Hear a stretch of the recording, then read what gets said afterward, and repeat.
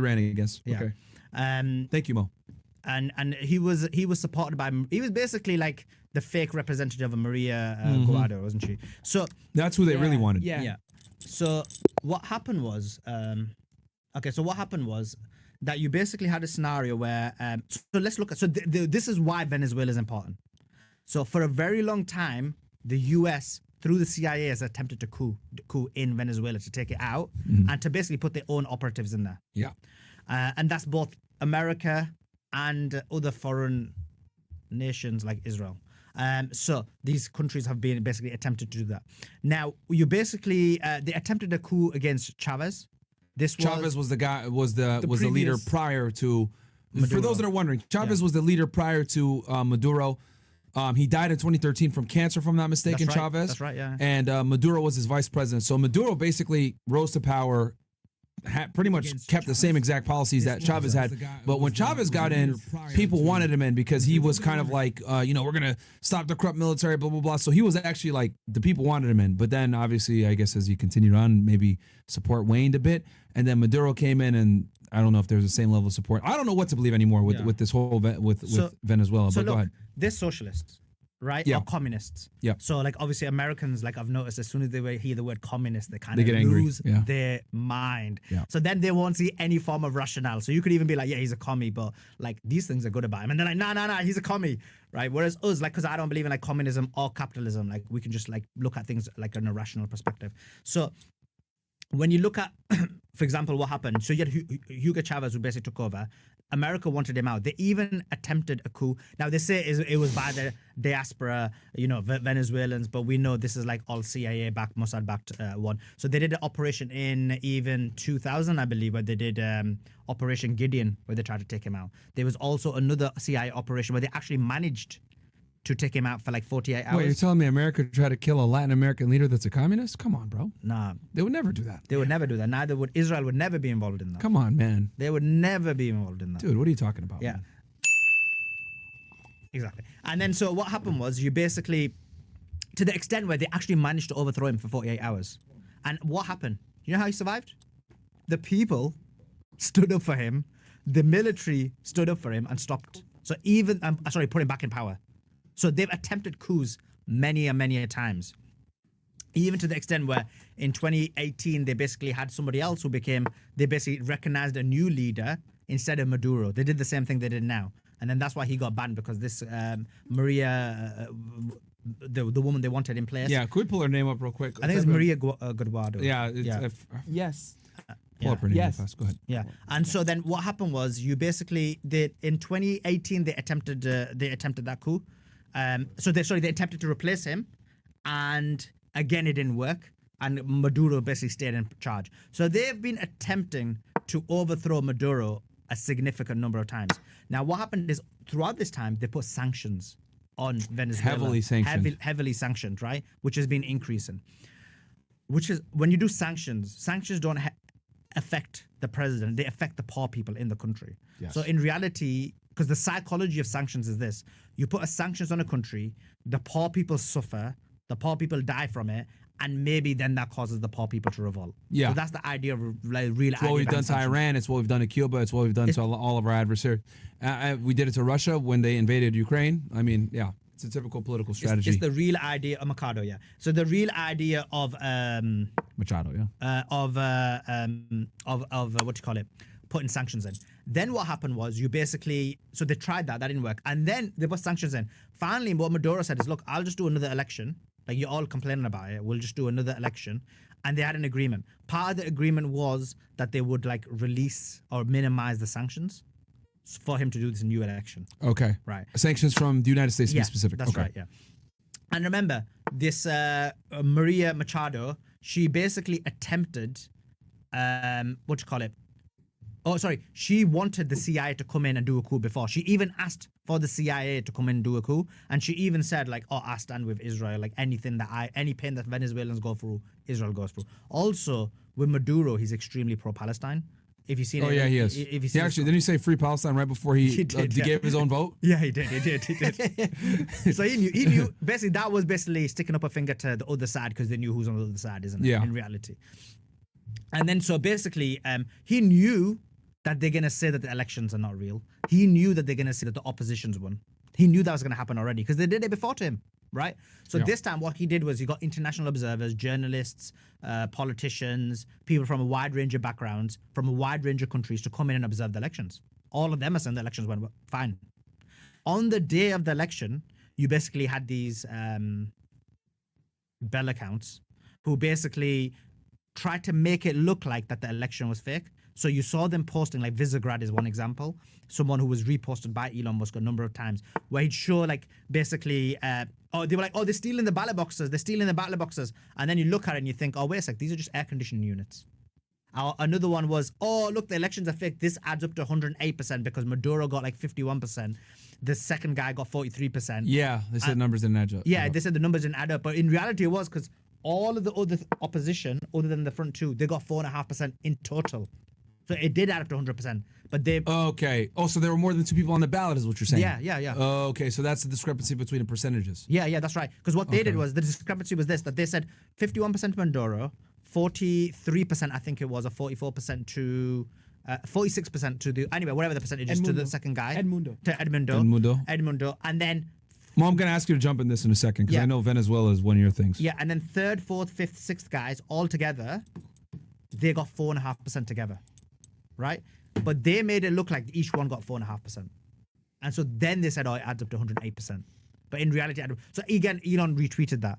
And then Elon has been big on like saying that the election is fake and Maduro is a tyrant, etc. Yeah, I wonder why. Elon really dislikes Maduro. I mean, why? So Elon's propping up Javier Milei, Gers Wilder, Viktor Orban. What do they all have in common? Their countries are rich and Bell. The Zionist control. Oh, no, you're good. Yeah. They're controlled by the Z's. Yeah, they're controlled by the Z's, nationalists, and that's the reason he propagates them and perpetuates them, and he has deals with them himself as well. Whereas Argentina is rich in God damn it, what's the precious commodity that they're rich in that electric cars need? Fuck. Lithium. Is it lithium? Someone in the chat's gonna put it. So someone put it in the chat. Continue on. I don't know. Go ahead. So you basically have a scenario. This is the reason why Elon wants to overthrow, because when he overthrows, for example, Venezuela, he can replace it with a basically Z-controlled government. And so that's the reality of... I'm saying lithium and cobalt. Yeah, lithium, yeah. So that's in reality what he wants, right? So that's the reason he's against it. And he's pushing it. Like he was... If you look at X tried everything in his power to cause the coup. It was shocking. Like even where like Elon was posting and telling people to like overthrow, even when you saw these big Z accounts all posting the same thing, they all wanted to overthrow him. So look, I don't agree with I'm not a communist. I don't agree with communism. I think there's like certain flaws with the ideas.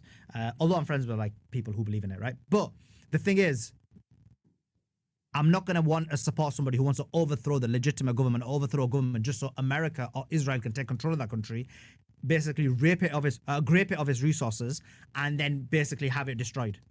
So that's the reason I was against the overthrowing of Maduro.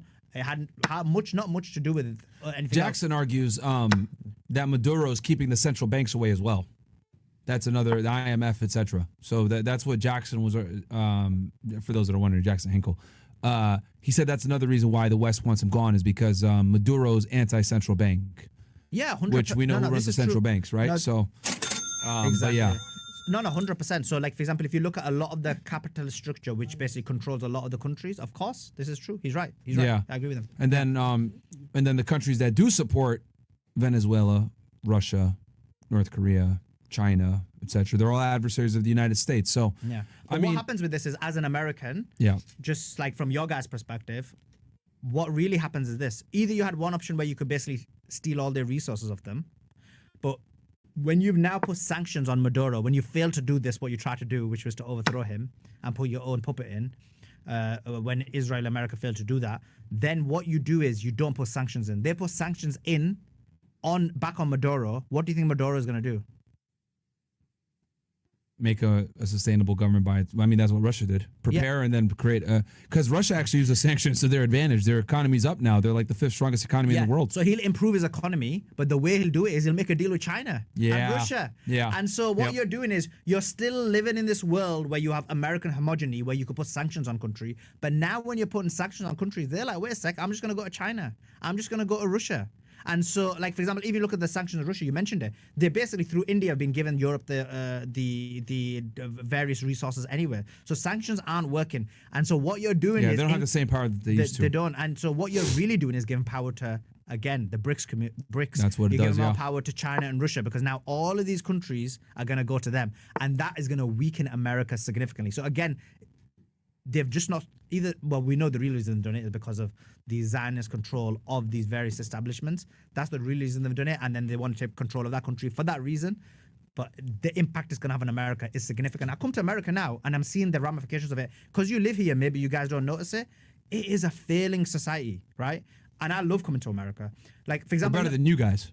UK sucks. Well, I don't know. I thought it did, but now I come here. Like, I came 10 years ago, right, for the first time, and I was like, the American service industry is just on another level. I'd walk into a shop and at least about 10 people would be like, hello, sir, how you doing? How's things? And I was like, what is going on here? These people are, first of all, so bubbly, so excitable. And there's like 20 of them like mauling me just to see if I'm okay when I come into a store. Now when you go into a store, there's literally like one person who's there and there's like huge queues. There's terrible service. Now you might think, oh, this is like, why is he talking about this? Because I tell you, the service industry gives you an example of how well the economy is doing in a more higher level. Okay. So a way to always look at it is when you look at the service industry and how well it's doing, that gives you example. Shops are closing down. They've only got less people working as sales assistants. They've not come out to give you a good service. There's huge queues. These always give you almost like a very basic enlightenment into how a society is doing and how an industry is doing. So when I look at your service industry and look at how bad it's gone over the last 10 years, I think America is struggling really badly. Yeah, well, I mean, the economy is I mean, the markets are crashing now. I mean, definitely it's not like it was in 2014. There's been significant change. I mean, if we want to talk about inflation, we talk about the strength of the dollar, the purchasing power, it's all went down. I mean, and then you add in the fact that we printed like 80% of the money that's circulated right now, majority was printed in the last 4 years. That's crazy. You know what I mean? We've printed more money than ever before, thanks to the pandemic. So, yeah, I mean, I definitely see your perspective there with the whole Venezuela thing. So what's your thoughts on it? Do you think that the elections were fair, or do you think that it was a scam, as many say? I mean, or rigged? Yeah. I think the elections were fair. Okay. Yeah, I think they were fair, and that was demonstrated by the fact that he got outside observers. He tried to make sure that it was as fair as possible, right? Mm-hmm. And I think he knew that they're going to claim that it's not fair. So, yeah, I do think they were fair elections. Because other than that, like, what is it? He faked the elections and then the other side won. So that means, like, really the CIA-backed person won. I don't think so. Yeah. So you're saying you think he won and that there's great incentive to put him out of power because he doesn't want the central banks and he doesn't want the IMF and he doesn't want the country to follow some of the same capitalistic ideals and being controlled by central bankers like the West is. So I agree with that. But in addition to that, protecting their resources of oil. Protecting their own resources because your own resources are basically your future. Yeah. Right? And also to make sure that you have sovereignty of your own country. That basically America or Israel isn't the countries who have control over your country. Mm-hmm. So that's why I'm basically supporting Maduro. Yeah. And I believe that versus a country like Ukraine, which BlackRock just basically bought it out. Exactly. Yeah. And so if you look Zelensky. at many countries, any country you see that basically gave up its resources, gave everything up to the United States, they're not in a good position. So in reality, this is I believe in the sovereignty of the country, each country, and so if you believe in that, then you should be back in Maduro. Okay, Mo, what's your thoughts on this? Obviously, Venezuela is a country that you love and you'd be going to and stuff like that. What's your thoughts? Because I'll be honest here, guys, I don't know enough about Venezuelan geopolitics to give a concrete stance on this. I like to just hear both sides because I've heard your side where you and Jackson think that the election was fair. Angie, my girl, thinks the elections were rigged, right? She's not a fan of Maduro, etc. So I'm hearing different perspectives. A lot of Venezuelans dislike Maduro. In the diaspora. Yeah, sure. A lot of them, yeah. In America. Yeah. So, yeah, of course, yeah. But then you look at, some other stuff where people say, no, they love Maduro. He's done a lot for the country, kept it protected from, first world imperialism, whatever the hell. Well, go ahead, Mo. Another part is Venezuela's banking on the Esquivel province. Explain that to the people. As Venezuela is going through a conflict between Venezuela and Guyana over the land of Essequibo, which is another big area where there's a ton of oil reserve. Okay. And Venezuela is basically banking on it. That's why they changed their flags. They changed the country map. For what's known in other parts of the world is there's a special the shape, the regular shape of the country. There's a big like. They're trying to claim Essequibo and they're invade was the word. Because they're actually having a conflict between Venezuela and Guyana because of they're trying to fix the inflation. Use the oil from the Essequibo province to fix the inflation that they're going through right now. Gotcha. Do you think the elections were fair, or do you think that it was rigged? What are your thoughts? That I'm not too sure. I cannot say. I did hear both sides. I personally do not believe it is fair. Okay. Although what I believe is kind of like a America's thing, where maybe Edmundo won the popular vote, but he didn't win the Venezuela's version of electoral college. Oh, Maduro, you mean? Yes. Okay. So just on that as well, remember the people who are claiming that the elections were rigged are basically Z-controlled establishments, NGOs, and papers like the Washington Post, the Edison Foundation. Yeah. So all of Emerson. So all because there's talk that there's no food there. The grocery stores are empty and everything else. And Jackson went on Twitter and he showed like the grocery stores and stuff. Jackson did do that. Look, there is poverty in Venezuela. Of right? course, Of course, right. So I ain't gonna pretend like there's no poverty. There is definitely poverty in Venezuela. I blame the sanctions for that because the sanctions have caused it. Like you can't have a country with sanctions in the situation they are and that not impact like poverty. So there definitely is poverty in Venezuela. People are struggling there for sure. But I believe the sanctions. So all Venezuela now. So the question comes to, I guess, right? Is it better for Maduro to work alongside the United States, right? Get rid of the sanctions, or is it better he holds out, continues to say no, fuck the central banks. I'm not bringing them in. I don't want to be an American puppet. And then deal with the sanctions. That's what it really comes down to. But he tried to work with them. So he said to them, like, what do you want? And they were like, we want another election. And he's like, okay, reduce the sanctions. So they're like, okay, we've reduced the sanctions. He knew that they're going to say that the elections are rigged, hence why he got outside observers. So he's like, I'm working with Americans. I'm going to bring Americans in. Like, for example, Jackson Hinkle or Alan McLeod, who's British, and various others. I forgot the name of the woman who went there as well. She's pro-Palestinian. But anyway, she's many other great people, and she's got creator. Basically, he brought influential people in. Yeah, he brought people in. He's like, this will be evidence that I'm not rigged the election. And then even then they're like, nah, we don't believe that you won. We're gonna just choose this guy. We decided he's won. Like, and we've decided, and our NATO European countries have decided it. Everybody's accepting that Maduro's won. So other than that, the only else thing he could have done is say, look, I'm stepping down. I'm giving my country to you. America, Israel, you can have my country. You can take all our resources for yourself. He could have done that. I don't think that's the honorable. I don't think that's the. Let me text Jackson, see if he's up right now. I'll get him on the phone because he literally was just in Venezuela. Yeah. Especially their currency, the bolivar, is damn near worthless to the trash. A lot of companies over there, they use U.S. dollars. Like they prefer U.S. dollars. They take U.S. dollars. Yeah. A lot of companies. Yeah, for sure, because they've crashed the economy. Like they, of course, there's no doubt about it. People struggle in Venezuela, but I blame the sanctions for it. And I think now that the New Deal it's so obvious. Like I was like, they're gonna go to China, and then I read a couple of articles that they are basically making deals with China. So let's do a poll in the chat. But let's see what they say, what they think. Were the Venezuelan elections rigged, guys, or not, or fair? They're just gonna be like, oh, listen, they're commies. It's all fair. Yeah, let's ask them anyway. You'll be surprised. Let's see what they got to say. And guys, and if you don't know, don't vote. I want people that are actually geopolitically aware of the Venezuelan situation to vote here. Don't be one of these tinfoil hats like everything is right. Like, do you guys think the elections were fair? Let's just say that. Do you guys think the elections were fair in Venezuela? We'll do a poll on YouTube. Rumble is going to come out with it soon, so let's see. And if you don't know, just stay impartial. Like me, I don't know. Or you could put a third thing there, Bill, saying I'm not sure, impartial. So look, there's a couple of comments on this. So someone said, first of all, said Sulaiman's anti-American. Second thing, why is it bad for him to be US's puppet? So the reason is because you're Israel's puppet.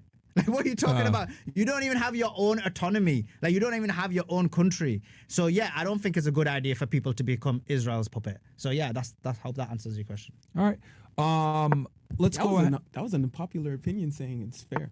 Yeah, that is an unpopular opinion. Yeah. It's gonna get worse when we do the UK stuff, don't worry. Okay, so I guess we could transition over to the United Kingdom situation. And with this, I'm not gonna lie. I don't know much about. I know there's been some riots on the mass immigration in the United Kingdom. I think that is the main. Is that the main reason why with the mass immigration? No, that's the claim. Yeah. Yeah, that's what I've heard. Yeah. You know, obviously, I want to get your take on it later on this week. By the way, guys, I'll probably bring Tommy Robinson on and get his take on it. You know, obviously, I like to hear all perspectives. I know Sulaiman and Tommy aren't necessarily the best of friends.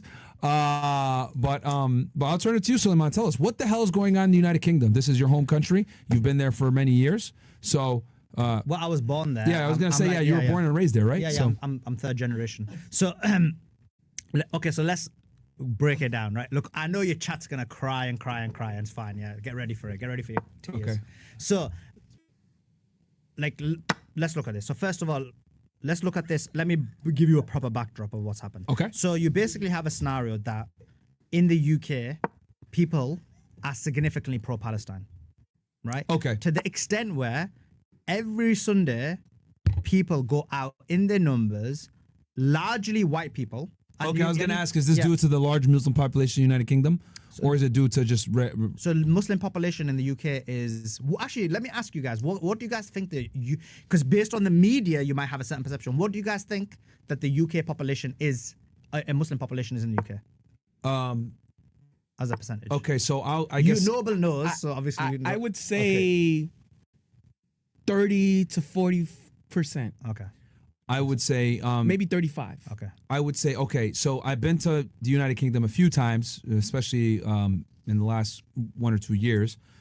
I spent all my time in London though. So London obviously is a microcosm of the bigger population. So there was a big Muslim population in London. However, that does not account for the rest of the United Kingdom.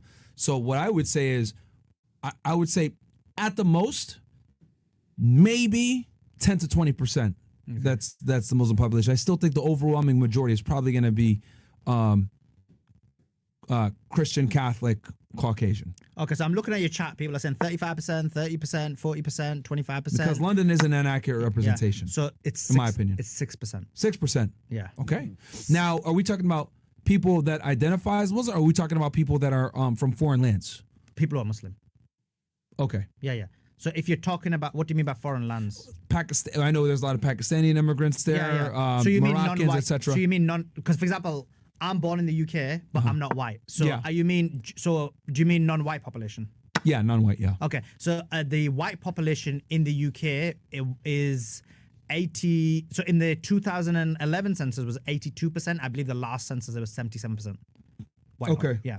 All right. So 77% are Caucasian. Yeah. And then that leaves about 23% as being minority. Yeah. And then you're saying of that 23% minority, roughly 6% of them are Muslim. That's and right. of course, there's going to be white Muslims too, but That's right. Yeah, Yeah. okay. I think there's actually a very large white Muslim population in the UK. What was the number again? I believe it could have.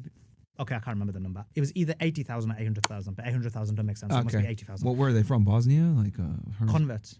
Oh, converts. Yeah, Okay. yeah. Okay. Yeah. All right. Fair enough. So okay, but only 6% of the population is Muslim. Okay. Okay. What about in London? London. It's got to be higher. 15%. 15% in London. Yeah. Okay. Right. Yeah. So now we've kind of got an idea, right? Okay. But I like that we asked that question because most of the chat thought 30, 35%, 40%, 25%. They thought it was really high because of what the media says, right? Yeah. So what happened is you've basically got these pro-Palestinian, and you know what it is in the UK? Generally speaking, the vast majority are more towards like more liberal, but they're not liberal. So they're more like, you have like a big percentage who are like woke leftists. Then you have a big percentage who are liberals, but not woke. And then you have basically people who are right conservatives. And then you have people who are like far right. Mm-hmm. Okay. I know they're going to cry when I'm using far right, but what would the terminology you're going to use, right? Mm-hmm. Okay. Now, so if you look at the UK, the pro-Palestinian protests, we had so many people going every week. Some weeks it was over 1 million. One week it was 1.3 million. Now just think about that. What was that at? In London? London, yeah. but people from like throughout UK. Because remember, our population in the UK of adults is only about 35, 40 million. Oh. So just think how many people turned out. Okay. It's a huge percentage. Yeah. Never mind the people who support it, but then just didn't go to the streets. Okay. So you've got millions upon millions upon millions of people who go to the streets and no violence, hardly any violence whatsoever. Before? In any of these protests. Okay. Right? The only time there was violence was when the Z-controlled fake nationalist Tommy Robinson did a protest, and then there was some violences and police were attacked. Right? So you see that. And what happened was the Zionist-controlled government were getting angry. And they were like, we need to stop this. And even people like Suella Braverman said, we need to stop. We need the police to stop people protesting. We need to make it illegal. We need to make it so that if you speak for Palestine, it becomes illegal. So they wanted to turn it into a police state.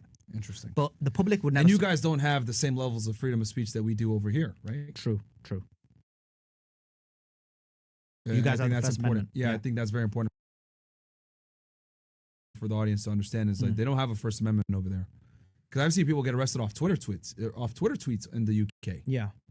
And so you basically got these things happening. Now, I'm going to come to this incident. So just understand this as a backdrop. Okay. Then you basically got someone like Tommy Robinson, right? Okay. Tommy Robinson isn't anti-immigration. Tommy Robinson said he wants immigration from India. He wants immigration from Africa. He wants immigration from China. He wants immigration from everywhere. He just doesn't want Muslims. Okay. Okay. So he's not anti-immigration. He's anti-Islam. Okay. Right? And you might say, oh, Islamophobia, don't use the word terminology Islamophobia, which I think is dumb. Because either you say you can't use Islamophobia, you can't use anti-Semitism, you can't use anti-white, or you can use all the terminologies, right? Because there's a lot of people who are like, oh, Sulaiman's been anti-white, but why is he crying about Islamophobia? Contradiction, right? You can't be saying that you can't use a term, but you can use a term, right?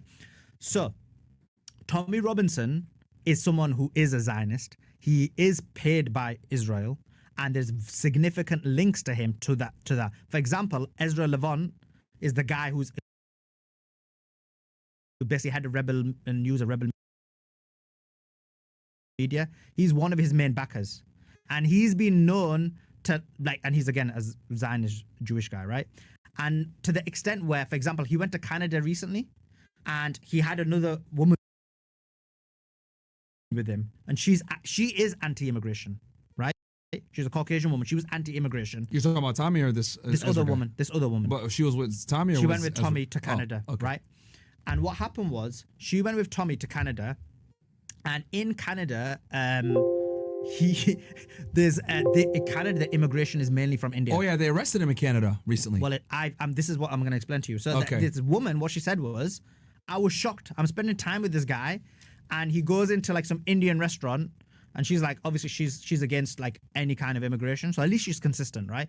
And she's like, I'm against all forms of immigration. Why is he going to an Indian restaurant when in Canada the most migration is from India? Yeah. Huge Indian population there. So she's like, why is he going there? So he goes there, and then he Because basically he likes curry, man. Yeah, and then he smokes some, and he likes coke because he's like basically according to her, he basically has loads of coke, gets off his head, and then does an interview. But in there, what they do is they plan for the arrest. So that's her claim that Tommy Robinson, and Ezra plan out that he's gonna get arrested. Yeah. So what happens is, this is my argument about Tommy, that what he does is he does these fake arrests. Like for example, I'll explain. So he does these fake arrests, gets arrested, and then goes on a fundraising spree. So that's literally his MO. So as an example, right now, he got arrested in the UK for the Terrorism Act, right? They said. But if you look at it, so I've studied the Terrorism Act. I literally did my thesis on it. So according to the Terrorism Act, you can literally hold someone for 28 days without access to an attorney and without questioning them. You can basically hold them for 28 days. It was used against the Muslim population for like 2 decades, right? In the United Kingdom. In the United Kingdom. Did this come after the London bombings in 2005? September the 11th. Oh. After 9/11, yeah. It's legislation that came after 9/11. Yeah.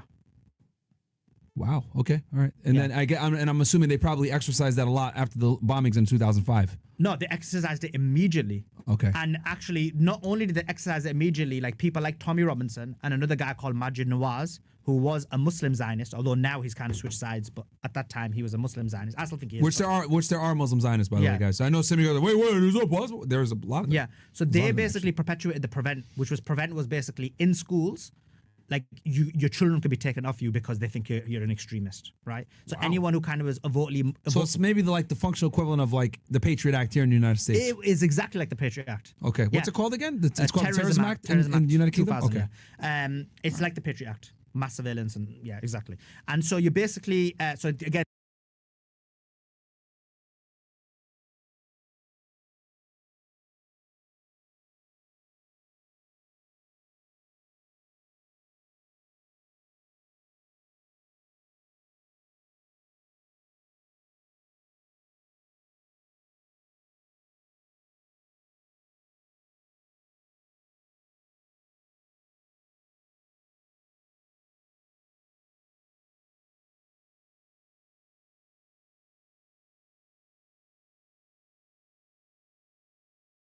Again, these guys perpetuated it through Quilliam Foundation. So what I'm saying is they could have held him for 28 days. Why did they only hold him for 1 day? He was going to screen this movie, which was illegal to screen. And why was it illegal? Because what basically happened was he did a court case against some Syrian refugee. There was a defamation case between him and a Syrian refugee. He lost the case. Okay. And then he was going to make a movie claiming that really, it was all fake and he should have won. And they basically said that it's illegal for him to... Is it the Syrian kid that was bullied? That's right. The 15-year-old? That's right, yeah. Okay, so they sued him for defamation. That's right. Okay, and they won the case. That's right. So Tommy lost. And Tommy's claim is, just to be fair to him, his claim is that the judicial system was basically unfair to him, that they intentionally made him lose. Really, the evidence was on his side. Okay. So he made this movie to say, like, look, this is my side of the story. This is really what happened. I think it's called Silence or something. Yeah. Right? Actually, I think it's the documentary that's pinned to his top of his tweet. Which, by the way, guys, don't worry. I'm going to bring Tommy on to tell his side as well. Yeah, But yeah, So yeah, you can listen to the Zionist side later. So then what happened was, right? So you basically have a scenario where he what do you call it? So yeah, so the police know he's gonna go there. They claim 100,000 people went to the march. I don't believe it. I think there's baby. The Tommy's march. Yeah.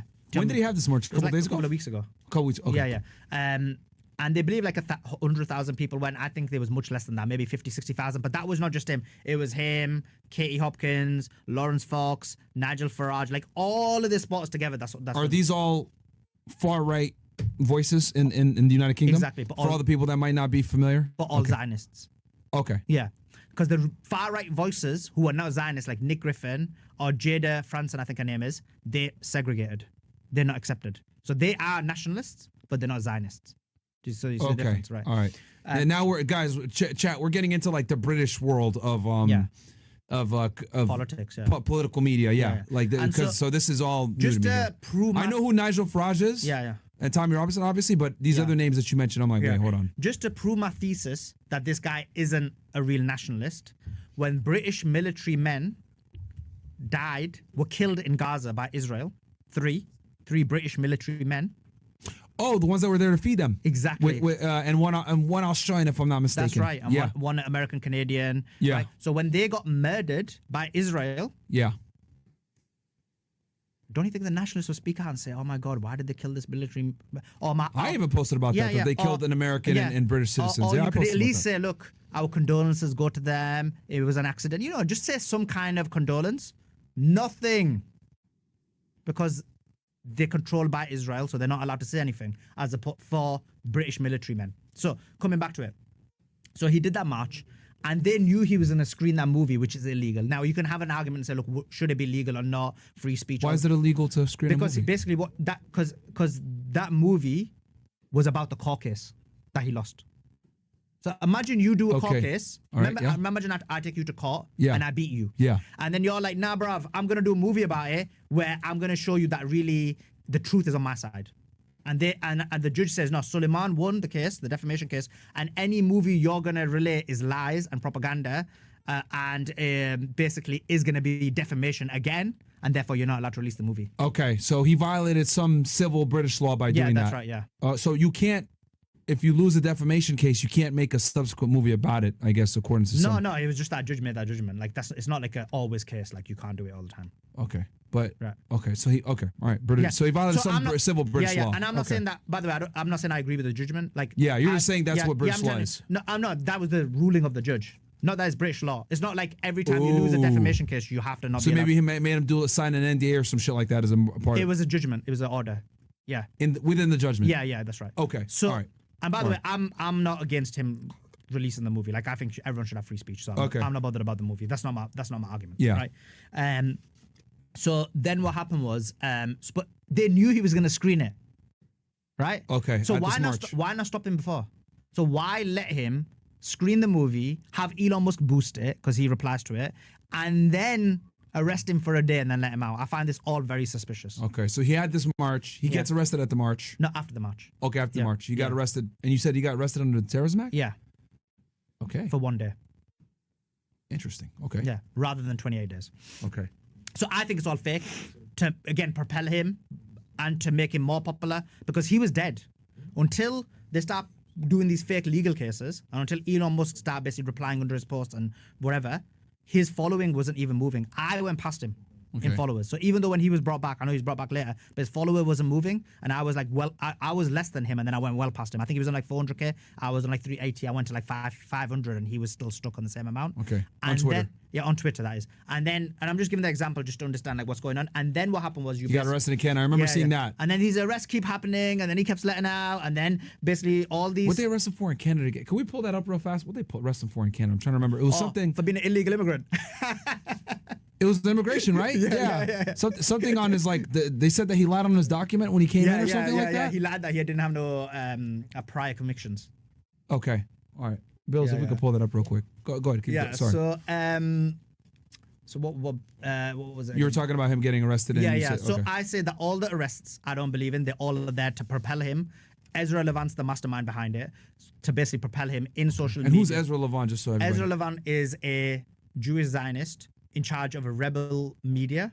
Okay. On Rebel News, you're probably seeing them. So people like Imal Chung and all these guys are basically part of that. You know, all these, quite a few of these Zionist accounts on Twitter, which are quite big, and Elon reposts are all part of It's that. conservative media.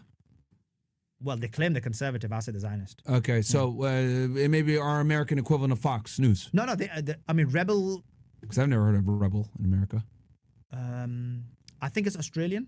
Oh, But, yeah. okay. But like these accounts are on Twitter, so that's how we know them. right? Gotcha. Yeah, Okay. Yeah. All right. So now, and I could be wrong about the Australian thing, so do double check that. So then what happened was, so you've got this pretext of what's going on, right? And then what happens is in Southport.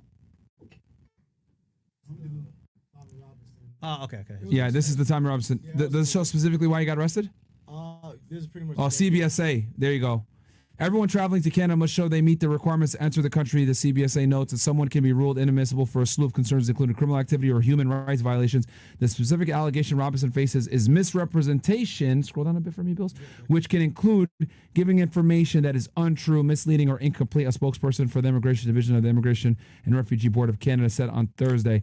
So now Robinson, whose real name is Stefan Yaxley Lennon, faces a hearing which will determine whether or not Mr. Lennon is admissible to Canada and whether or not he will be authorized to remain or be ordered removed from Canada, the spokesperson said in an email. Okay, so basically, guys, a CBSA, Canadian Border Services Authority, if I'm not mistaken, is what they stand for.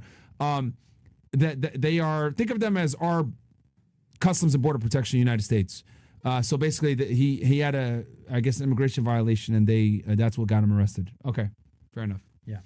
So, by the way, I'll debate Tammy Robinson anytime, any place, right? Even, All right, I'll ask even on him. your show if you want. I'll ask him. Right. So coming back to it, so now you understand the pretext behind it, right? Yeah. And then what happened was you basically had a scenario where in Southport, so it's an area in the north of England, Okay.